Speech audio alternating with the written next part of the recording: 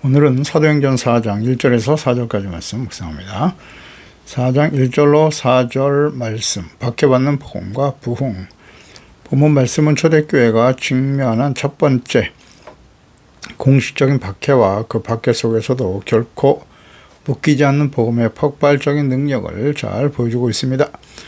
3장에서 베드로와 요한은 나면서부터 걷지 못한 자를 예수 그리스도의 이름으로 일으켜 세우고, 이 기적은 수많은 무리를 솔로몬의 행각으로 모여들겠습니다.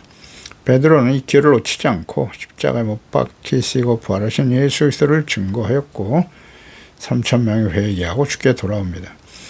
이어서 4장은 바로 그 강력한 성령의 역사가 선포되는 현장에 어둠의 세력이죠. 사탄의 종들인 당대의 기독교 종교적 기득권층이라고 하겠죠. 거짓 목자들, 부활을 부정하는 사두개인들의 방해와 박해가 시작됩니다. 참된 복음이 선포될 때 세상은 어떻게 반응하는가, 그리고 세상의 박해 앞에서 하나님의 말씀 어떻게 승리하는가라는 중대한 질문에 대한 완벽한 해답을 제시하고 있습니다. 이는 기독교 역사상 끊임없이 반복되어 계속되는 영적 전투의 현실을 보여줍니다.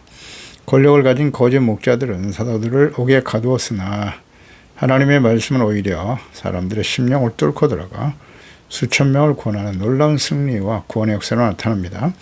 1절에 사도들이 백성에게 말할 때에 제사장들과 성전 맡은 자와 사두개인들이 이르러, 복음의 진리와 거짓 종교 체제 간에 피할 수 없는 충돌이죠.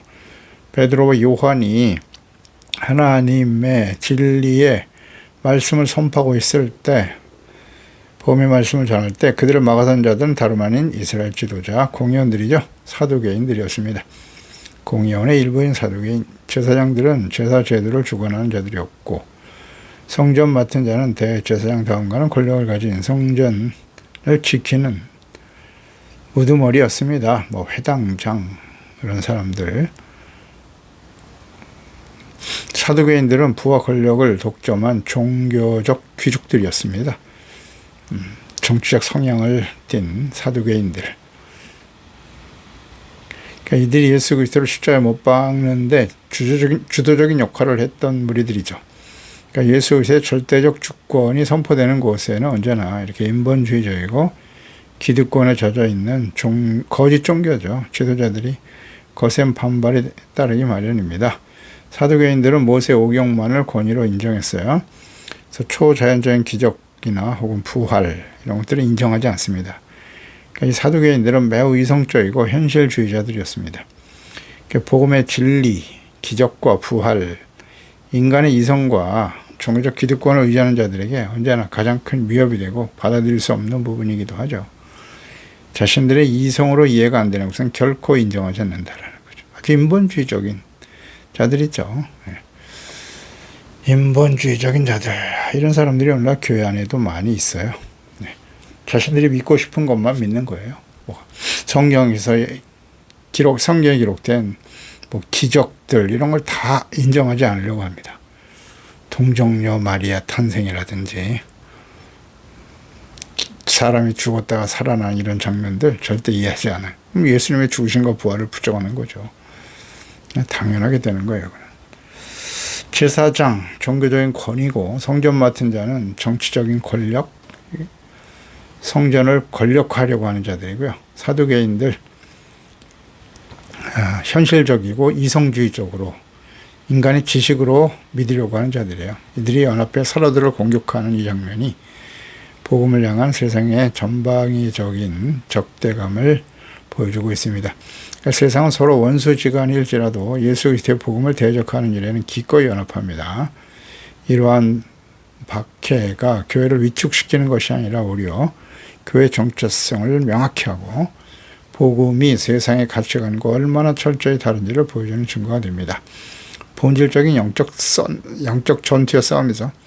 어부 출신의 무학자인 베드로와 요한이 성령의 기름 부으심을 받아 놀라운 권위로 생명의 말씀을 전하자 죽은 의식과 형식주의에 빠져 있었던 유대 종교 지도자들, 공의원들은 참을 수 없는 두려움과 분노를 느꼈습니다.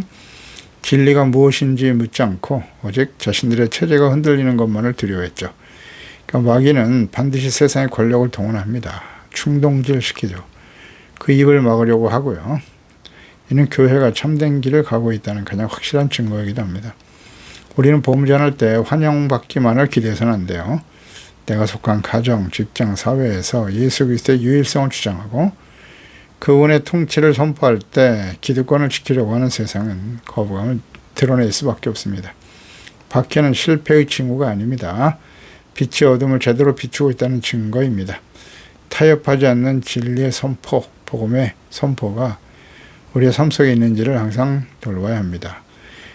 그래서 이를 위해서 박해를 받는 것, 복음을 전하기 위해서 당하는 박해는, 고난은 오히려 기뻐하고 감사할 일이죠. 하늘의 상이 크다고 하셨습니다. 2절에 예수 안에 죽은 자의 부활이 있다고 백성을 가르치고 전함을 싫어했다.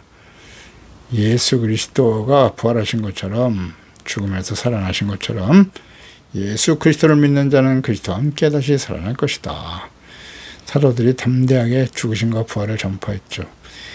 그러므로 성전 맡은 자와 사두개인들, 사도들을 싫어할 수밖에 없죠. 가르치지 못하게 합니다. 이런 예수님의 부활에 대해서 끊임없이 가르쳤기 때문이고요. 사두개인들은 영혼의 불멸이나 육체의 부활을 철저히 부인하는 자들이었어요. 그런데 사도들이 단지 일반적인 부활의 개념을 가르친 것이 아니라 그들이 얼마 전에 이단자로 몰아 십자가에 처형했던 예수 그리스도가 부활했다, 부활하셨다. 오직 그 예수만이 모든 죽은 자의 부활과 생명이 된다고 선포한 것이죠. 복음의 핵심은 십자가에 죽으신 것 부활입니다. 부활이 없다면 복음, 기독교의 복음은 도덕적 철학에 불과한 것이죠. 고린도전서 15장 13절 이하에 잘 증거하고 있죠. 만일 죽은 자의 부활이 없다면 그리스도도 다시 살아나지 못하셨으리라. 그리스도께서 만일 다시 살아나지 못하셨으면 우리가 전파하는 것도 헛것이고 또 너희 믿음도 헛것이다. 또 우리가 하나님의 거짓 증언으로 발견되리니 우리가 하나님이 그리스도를 다시 살리셨다고 증언하였습니다. 만일 죽은 자가 다시 살아나는 일이 없다면 하나님이 그리스도를 다시 살리지 아니하셨으리라. 만일 죽은 자가 다시 살아나는 일이 없으면 그리스도도 다시 살아나는 일이 없었을 것이고, 그리스도께서 다시 살아나시는 일이 없으면, 부활이 없다면 너희 믿음도 헛되고 너희가 여전히 죄 가운데 있을 것이고, 또한 그리스도 안에서 잠자는 자도 망하였으리라. 만일 그리스도 안에서 우리가 바라는 것이 다만 이 세상 일이라며 삶뿐이라면 모든 사람 가운데 우리가 가장 불쌍한 자일 것이다. 사도 바울이 아주 분명히 증거하고 있죠. 바울은 오늘 복음을 방해하고 있는 이 공회원들, 사두개인들과 같은 입장을 가지고 교회와 그리스도인들을 박해하는 일에 앞장섰던 사람이었어요. 그가 부활의 주님을 만났죠. 직접 만난 이후에 그는 변화되었고, 성령으로 거듭나고 충만한 이후 예수 그리스도의 죽으심과 부활을 직접 경험했잖아요. 사도들이 그랬던 것처럼 목숨 걸고, 복음은 사실이잖아요. 사실을 전하는 겁니다.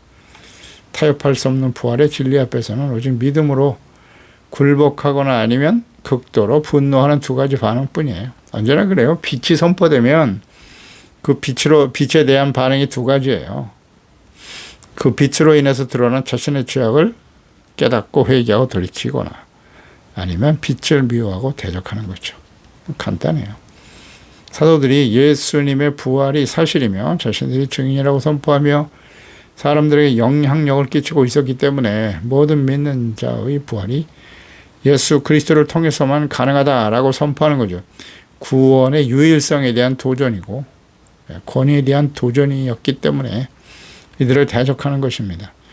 오늘날 교회도 세상으로부터 미움을 받는다면 그것은 바로 이 예수 안에서만 참된 생명과 부활이 있다라는 배타적이고 유일무이한 복음 때문일 것입니다. 이걸 먹어도 진리는 전해야죠. 타락한 본성이 얼마나 진리를 대적하는지를 보여줍니다. 적당히 타협할 문제가 아니에요. 왜 인간은 생명을 주는 복음을 그토록 싫어할까요? 그 이유는 부활의 복음은 인간이 스스로를 구원할 수 있다는 모든 교만을 산산조각내기 때문입니다. 인간의 어떤 지식과 노력, 사상과 문화, 철학으로도 구원에 이를 수 없어요. 사두개인들은 현세의 축복과 도덕적 삶으로 충분하다고 생각했어요. 그런데 사도들은 십자가에서 죽으시고 부활하신 예수 그리스도를 통해서만 생명과 구원을 얻을 수 있다라고 선포했기 때문에 그들을 거부하는 것입니다. 설교자가 강단에서 예수님의 십자가의 죽으심과 그 흘리신 피, 육체의 부활을 빼놓고 철학이나 긍정적 사고방식, 세상에서 형통하고 축복받고 병 고침받아 장수하는 말씀만을 전한다면 세상은 결코 그들을 미워하지 않습니다. 참된 복음 전도는 인간의 전적인 타락을 선포하는 것이고 오직 그리스도의 십자가의 죽으심과 부활, 복음만이 유일한 소망임을 선포하는 것입니다. 이 십자가의 죽으심과 부활, 복음, 생명의 빛이 증거될 때 빛이죠. 빛, 복음은 그리스도가 빛이시고요. 복음을 미워하여 죄악의 어둠을 더 사랑하는 자들은 분노할 수밖에 없다. 대적하게 되는 거예요. 분노하죠. 요한복음 3장 19절 이하입니다. 그 정죄는 이것인데 곧 빛이 세상에 왔을 때 사람들이 자기 행위가 악하기 때문에 그렇죠. 빛보다 어둠을 더 사랑하더라는 거죠. 악을 행하는 자마다 빛을 미워하여 빛이신 그리스도를 미워하잖아요. 그를 따르는 그리스도인들 제자들을 미워하죠. 빛으로 오지 아니하나니 그 이유는 그 행위가 드러날까 하며 진리를 따르는 자는 빛으로 오게 되지만 이런 그 행위가 하나님 안에서 행한 것임을 나타내려 함이라 하시니라. 아멘입니다. 자, 우리는 예수 그리스도의 부활이라고 하는 확실한 복음의 뿌리를 내리고 있나요? 죽으심과 부활. 세상은 기독교를 훌륭한 윤리 종교로 남겨두려고 하죠. 또 그렇게 믿으려고 하는 사람들도 많고요. 교양이나 철학 정도로 이해하려고 하는 사람들이 많죠. 그러나 분명한 것은 예수 그리스도의 십자가의 죽으심과 부활을 믿지 않으면 구원이 없다라고 선포해야 하는 것입니다. 이것이 복음의 본질이에요.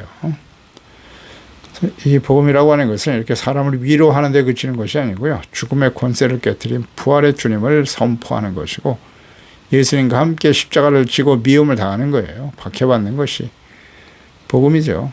타협할 수 없는 복음과 진리를 부끄러워하지 않고 담대히 증거하는 삶이 되기를 결단해야 할 것입니다. 그러니까 십자가에 죽으신 주님과 부활하신 주님을 인격적으로 만나야만 가능한 일이죠.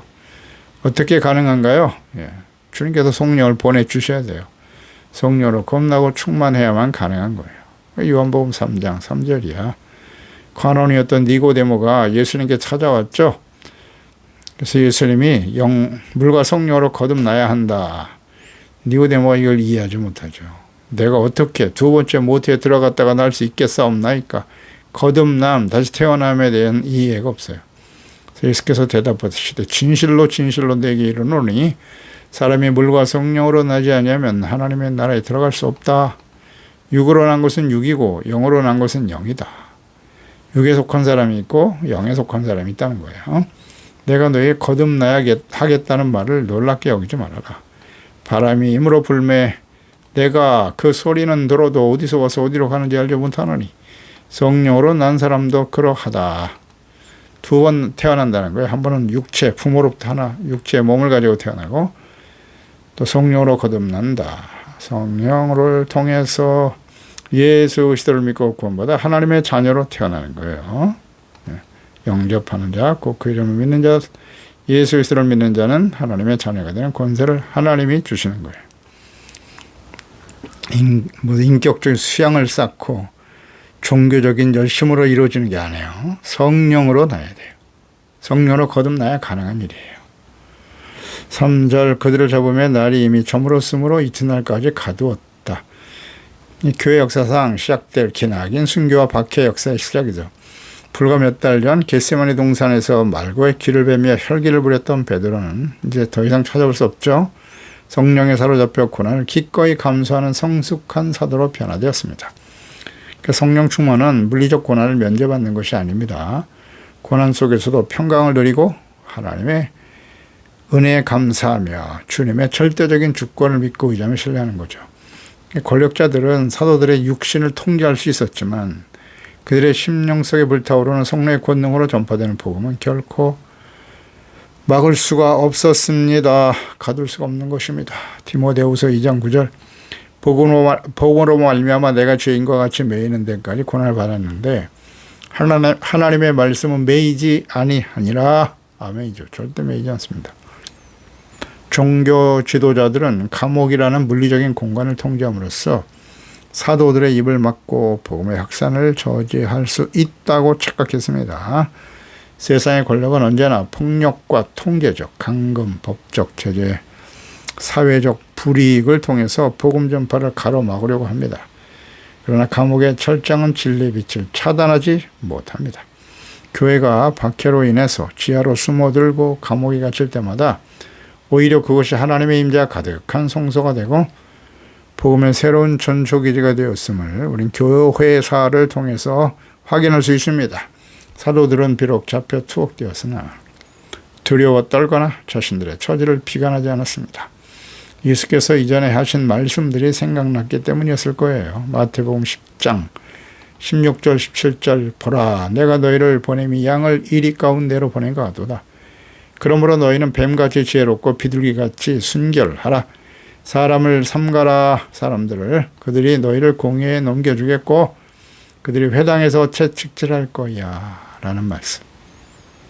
이 말씀이 생각났어요. 성령이 오시면 예수께서 하신 말씀이 다 생각나거든요. 그래서 세상은 힘을 과시하며 협박하지만 박해하지만 성령 충만한 그리스도인들은 죽음조차 초월하는 담대함을 갖게 되는 것입니다. 부활을 믿기 때문이죠. 죽음이 끝이 아니거든요. 그리스도인의 가장 큰 무기는 세상에 빼앗을 수 없는 부활에 대한 확신과 믿음, 성령 안에서 오시는 기쁨과 평강이죠. 감옥에 갇힌 육신보다 죄와 사망의 권세에서 해방된 영혼의 자유가 얼마나 위대한가를 보여줍니다. 우리는 복음 때문에 손해를 보거나 오해를 받을 때 어떻게 반응합니까? 억울해하며 항변합니까? 아니면 주님의 고난에 동참하게 된 것을 오히려 기뻐하고. 그러니까 세상은 우리의 육신을 피곤하게 하고 환경을 제약할 수 있지만 복음의 능력과 내면의 평강은 결코 통제할 수 없습니다. 어떤 상황 속에서도 낙심하지 말고 매이지 않는 하나님의 말씀을 묵상하며 그리스도 안에서 성령 안에서 주시는 평강과 기쁨, 의와 평강과 기쁨을 누리는 참된 그리스도인들이 되어야 할 것입니다. 4절에 말씀을 들은 사람 중에 믿는 자가 많으니 남자의 수가 5천이나 되었더라. 할렐루야. 하나님의 말씀과 복음이 가진 멈출 수 없는 권능이죠.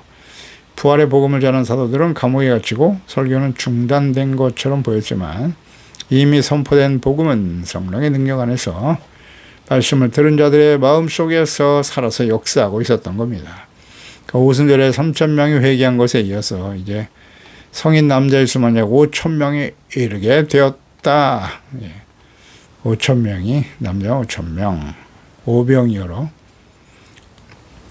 배불리 먹었던 사람들의 숫자가 떠오르네요. 이는 인간의 능력, 그러니까 예수 그리스도의 생명의 떡을 먹은 사람들이 이렇게 놀라운 변화가 일어나네요. 성령을 통해서 말이죠. 예수께서 행하셨던 일들이 사도들을 통해서 지금 일어나고 있는 겁니다. 이는 인간의 능력, 복음을 전하지 못하도록 박해하고 가로막아도 역사하시는 성령의 권능은 결코 막을 수 없다. 구원하시기로 작정된 자들을 부르시는 하나님의 주권적인 은혜의 역사입니다. 박해는 오히려 복음을 확산시키는 강력한 동력이 됩니다. 초대교회 폭발적인 성장이 철저히 말씀을 들은 사람 중에서 일어났다는 데 주목해야 돼요. 기적 혹은 표적으로 담아 선포된 십자가와 부활의 복음, 말씀을 듣고 깨달을 때 회개하고 믿음으로 구원받는 역사가 일어났다는 거예요. 그러니까 많은 표적과 기사, 기적들이 사도를 통해서 일어났지만 기적 자체가 사람들을 구원으로 인도한 것이 아니에요. 이 표적을 계기로 해서 모인 사람들에게 예수 그리스도의 십자가의 죽으심과 부활에 대한 복음의 말씀이 선포되고 말씀을 듣고 찔려 회개하고 믿음으로 구원에 이르게 되었다는 사실입니다. 참된 교회 성장은 오직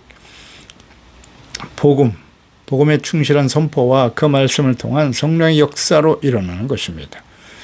그러니까 예수님을 십자가에 못 박은 당시의 공회원들, 거짓 목자들이 베드로를 체포했을 때 이미 성령께서 5,000명의 심령을 변화시켜 믿음으로 구원에 이르게 하신 것이죠.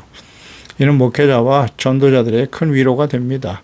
우리의 능력이 부족하고 상황이 절망적일지라도 우리가 올바른 생명의 복음의 말씀을 전하기만 한다면 성령님께서 그 말씀을 통해 죽은 영혼을 살리시는 놀라운 역사를 이루게 하실 것입니다. 히브리서 4장 12절이죠.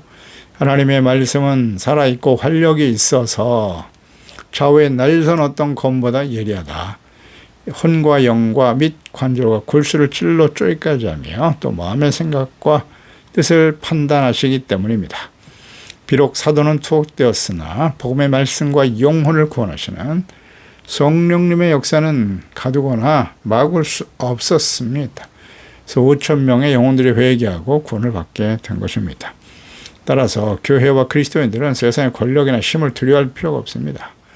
영혼을 구원하는 복음과 진리의 말씀을 담대히 전파하고 증거해야 합니다.